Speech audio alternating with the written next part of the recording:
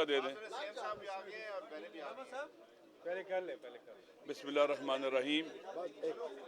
تحریک تحفظ آئین پاکستان نے جب یہ خبر ملی جناب بیرسٹر سلمان صفدر صاحب نے جو رپورٹ جمع کرائی تھی کورٹ کے اندر اور نشر جب ہوئی کہ خان صاحب کی جو آنکھ ہے اس کو 85% نقصان پہنچا ہے.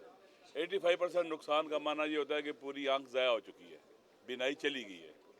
انتہائی تشویش کی صورتحال تھی, کیونکہ میں نے خود یہ چیزیں میں نے پہلے کہا کہ فیس کی ہے, میری دائیں آنکھ کی بینائی نہیں ہے. تو یہ بہت ہی تشویشناک تھی, بالخصوص جو جیل کے حکام نے رویہ اپنایا کہ ان کی وجہ سے کہ انہوں نے ان ٹائم ان کو ڈاکٹروں کے ساتھ بھی جو ہے رابطہ نہیں ہونے دیا, اور اسی بنیاد پر ایک جیلر کو باقاعدہ وہاں سے شفٹ کیا گیا, غفور انجم کو. یہ کرائم تھا, جرم تھا. انشاءاللہ اس کے خلاف کورٹ میں باقاعدہ آج جا رہے ہیں کہ ایسا کرائم کیوں کیا گیا. اسی بنیاد پر تحریک تحفظ آئین پاکستان نے اعلان کیا کہ ہم پارلیمنٹیرینز پارلیمنٹ کے باہر ہم دھرنا دیں گے, احتجاج کریں گے, ہائی لائٹ کریں گے تاکہ حکومت جو ہے مزید کوتاہیاں نہ کرے, اور ان کو پرماننٹ علاج ان کا ہونا چاہیے, اور ان کی فیملی اور ان کے ڈاکٹرز کو انوالو کر کے ہونا چاہیے.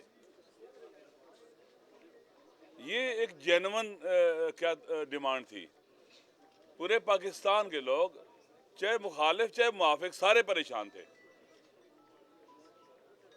اکا دکا کوئی ہو جس کو مسئلہ نہ ہو, اور پوری دنیا کے اندر ایک میسج گیا تھا.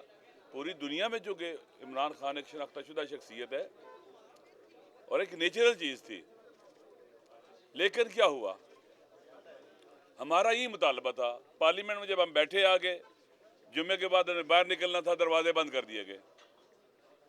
آپ سب نے دیکھا پارلیمنٹ کو قید خانہ بنا دیا گیا, جیل بنا دیا گیا. یہ ایک جرم تھا, یہ ایک اٹیک تھا پارلیمنٹ کے اوپر. 2014 کے دھرنے میں جنگلوں کے اوپر کچھ لوگوں نے کپڑے دھو کے لٹکائے تھے, تو اس وقت بھی کہا جاتا تھا کہ پارلیمنٹ کی توہین ہو گئی ہے, یہی لوگ کہتے تھے. لیکن اس وقت کیا ہوا کہ ہم سارے وہاں موجود تھے, باہر نکلنا چاہتے ہیں, راستے بند ہو گئے.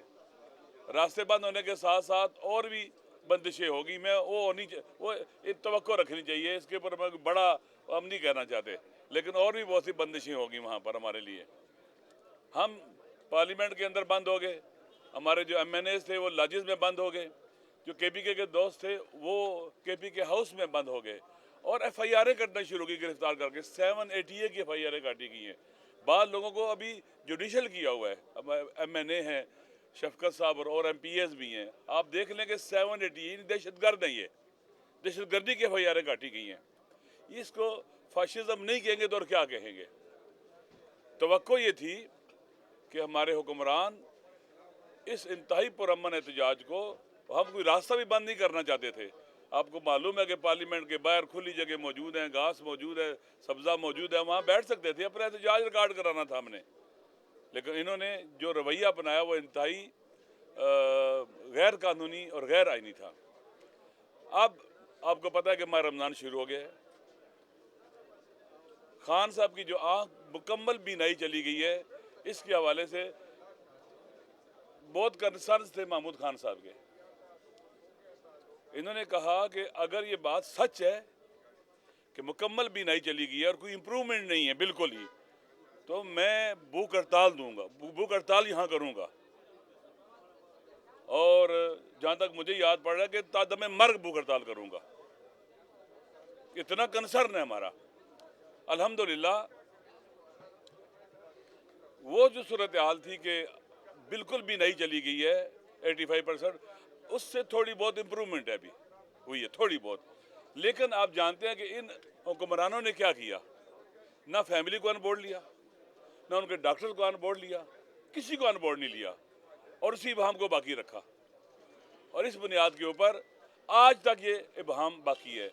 ہمارا مطالبہ یہ ہے کہ ان کے جو ڈاکٹرز ہیں, ڈاکٹر فیصل سلطان ہے جو خود خان صاحب نے بھی پیغام بھیجا ہے, اور اسی طرح سے ڈاکٹر عاصم ہیں, ان کو ایکسیس دی جائے. جو ان کے سالہ سال سے ان کا میڈیکل چیک اپ کرتے ہیں, یہ جو آنکھ میں کلاٹ آتا ہے, یہ اس کے لیے مختلف قسم کے جو ہے نا ٹیسٹ کی ضرورت ہے اور نگرانی کی ضرورت ہے.